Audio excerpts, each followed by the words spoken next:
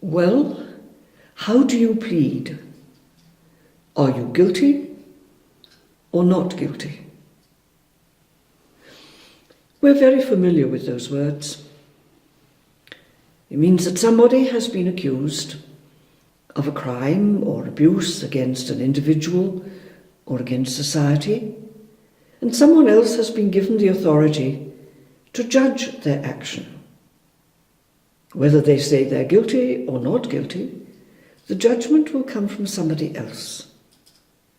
And punishment will be given according either to the laws of the people or of the one who has the political or control of the people. Yes, we're used to the legal systems.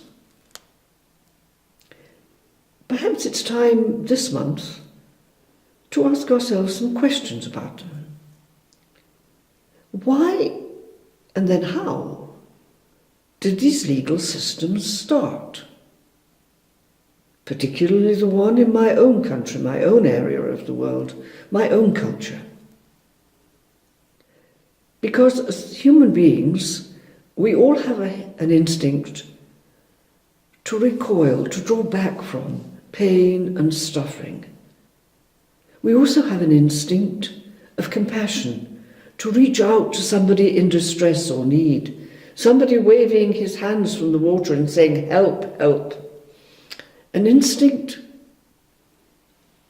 to prevent pain, to avoid pain in others.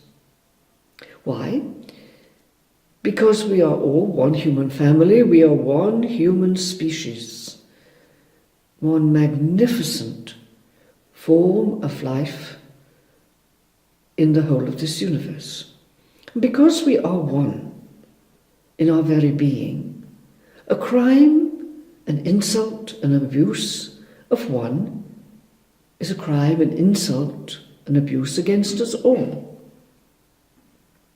And so that's at the basis of why we had to develop systems to protect the one and the many. Of course, the compassionate outreach to others can be trained out of us by society. And there is also, of course, the fear for my own safety, that this could happen to me. Fear. So one way or another, have a look at the reasons why we developed legal systems, and the different ways they function. We also have an instinct for compassion, of reaching out to the one who needs our help. And so we hold, usually in our society, we hold in high esteem those people who give generously of their times, their time, their skills, to help those who are in need. The people who join non-profit associations, non-governmental organizations, who go out across borders to be there for the people who are most in need in our human society.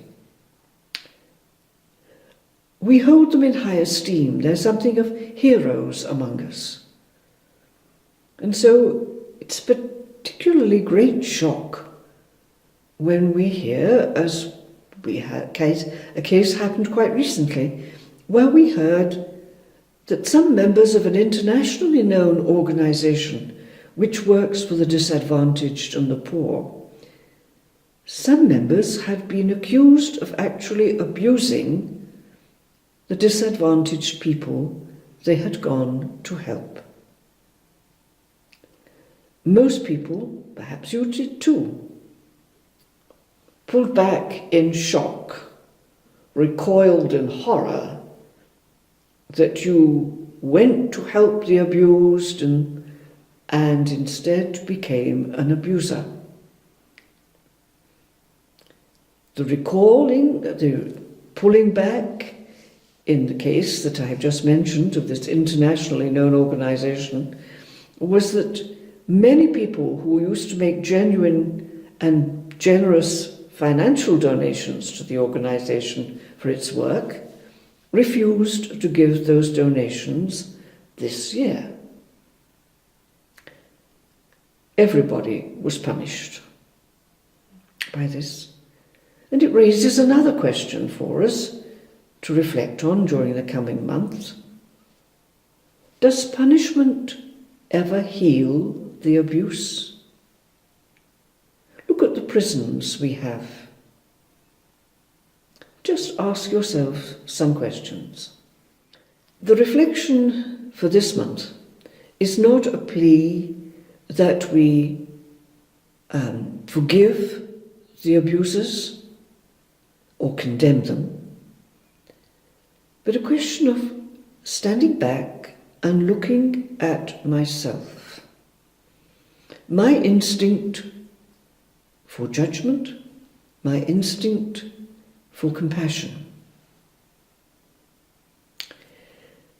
Some time ago, when we were discussing an issue like this, one of the people in the group, who had been a High Court judge for many years and very respected for his work, suddenly turned to us and said, "Look, no authentic judge can be compassionate in the court." Guilty or not guilty? Our legal system decides by the facts. This crime has been committed by this person, and these are the appropriate punishments that have been decided should be given to one person, to any person committing such a crime. Abuse. When we think of any abuse of a person, of an individual, of a whole country of people that has happened, what is my first reaction? Guilty? Do I become the judge? Is my reaction one of judgment or of compassion? Or is it a mixture of both? Is it a question of, well, let someone else be responsible for this decision, not me? Talk it out with your friends.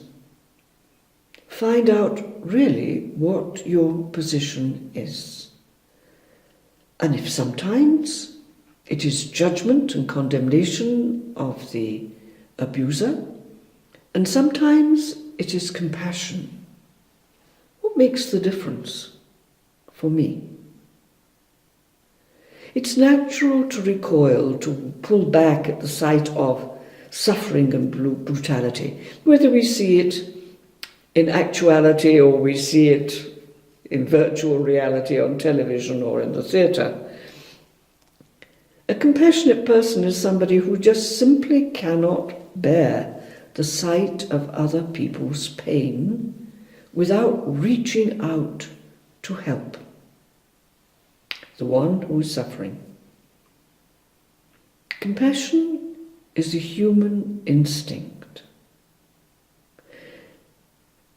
Does anybody enjoy inflicting pain?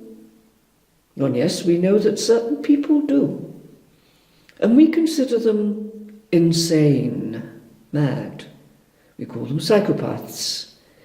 People who could really enjoy inflicting pain and suffering on others, or watching somebody else inflict pain or suffering.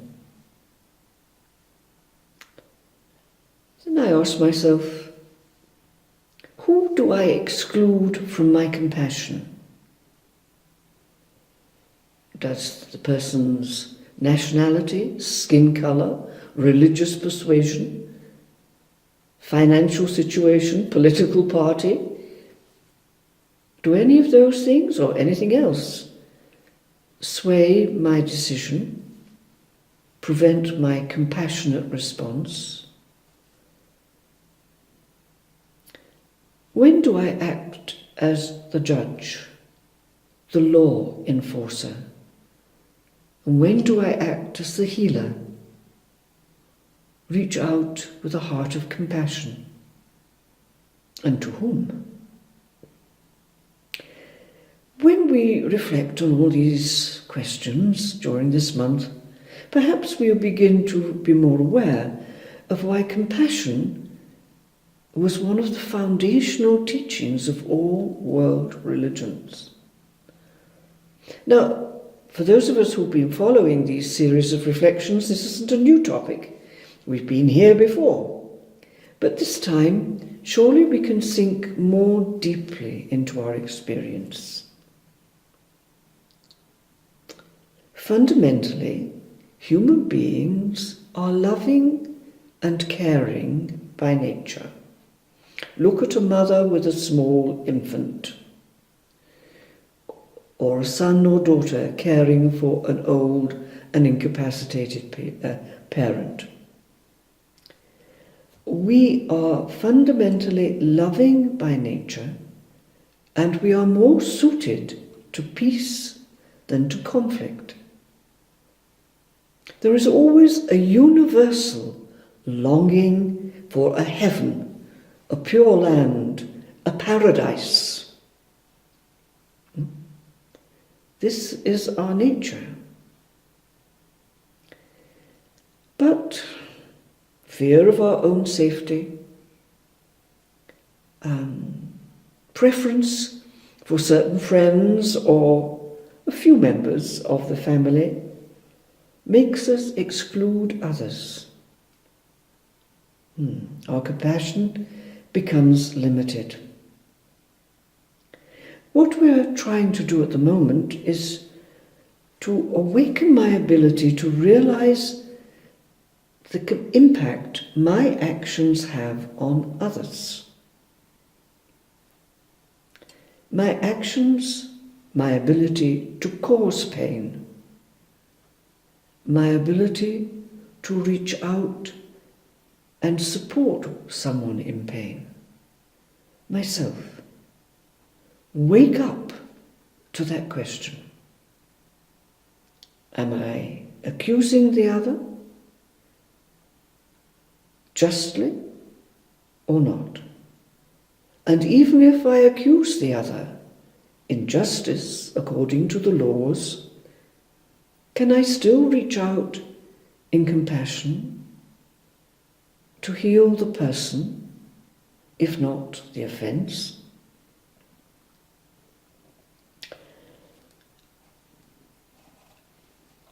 Judge not, and you will not be judged. In the Christian tradition, we're all very aware of that phrase.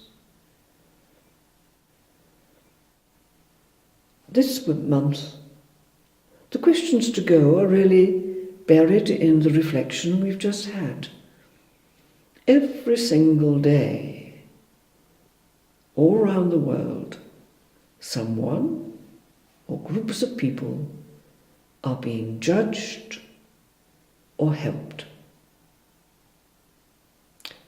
And me, what do I do when I hear about this? Is my compassion fully alive, or am I much more quickly to take the authority of being the judge of another's actions? Okay, our questions to go. Well, many of them have already been expressed in our first reflection. But let's ask them again. How did the legal system, the judicial system in my country arise, and how does it work now? Do I really know? Then I might like to look at some of the situations in our contemporary society which are calling out for judgment and compassion. One here, for example, the tears and the hopelessness in the eyes of a young child, where life should still just becoming exciting, and hands reaching through barbed wires, reaching for freedom, for hope, for just the chance to live, and to live well. Those are situations in our world today that we're very familiar with. And how do we respond? Who is guilty? Am I guilty? Can I also be compassionate? And how? My reaction to abuse, judgment or compassion, and why? So the next question is quite simply, whom do I exclude from my compassion? Where do I draw the barriers? As we mentioned, nationality, what right have they to come into my country? Nationality, skin colour, religious ideals, the political system. Many, many questions in this topic. Start with one, but remember you're looking at your own compassion, your own judgment, how you judge others. It should be a challenging month.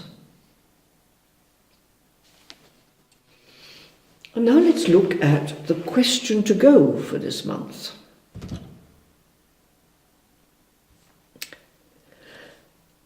This is quite simple. Watching the television world news or reading the headlines in the newspapers each day, after I have done that, listened or read, before getting up and throwing the newspaper away or switching off the television or turning it to another program, it's easy to do. Before doing that, hold the remote control, don't switch it off and don't switch it anywhere else. Don't throw the newspaper down on another table. Just wait for a moment and go back over the situation I've just been reading about in world politics and see what my reaction was. Completely judgmental, utterly compassionate. Look beyond the first reaction. Violence and oppression in any form whatsoever. Political strategies always ask, would I plead guilty or not guilty in that situation? The practice is very simple. It takes a few minutes, but like all the practices, it needs to be practiced. What was my reaction? And why? To that piece of news. And like all spiritual practices, when they're practiced, really, consistently, even for a short time, can give us amazing insight into ourselves and how we're really living this magnificent life that we have. Enjoy the practice.